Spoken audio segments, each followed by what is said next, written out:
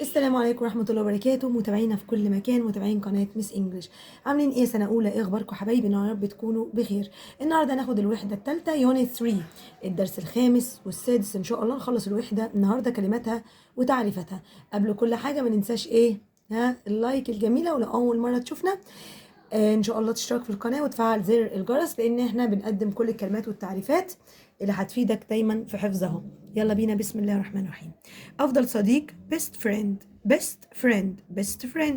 حجرة الدراسة classroom classroom. سر secret secret secret. سر يعني secret.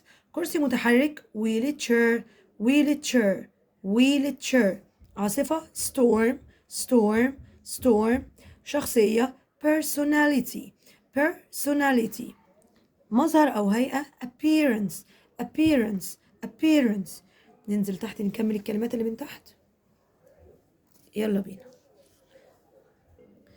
كول يسمى أو يدعى كول.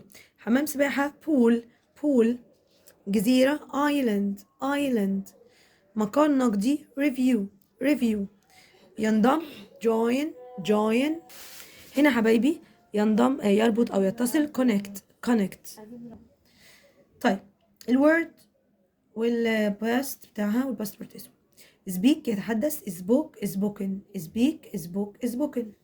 طب نيجي نشوف الديفينيشنز، يلا بينا. together together يعني معا. with one or more people يعني بواحد بشخص أو أكتر من شخص.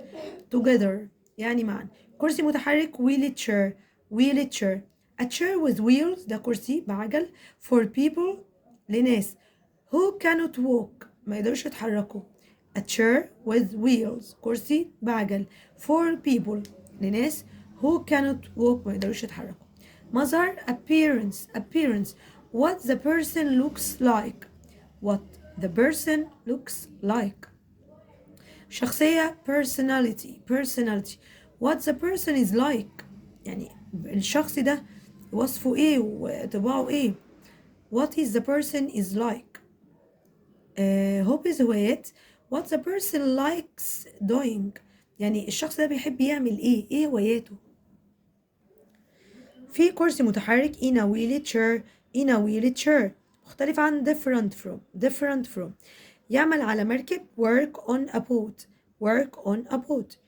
على الجزيرة on the island يقوم بأداء أشياء do things. صعب على difficult for.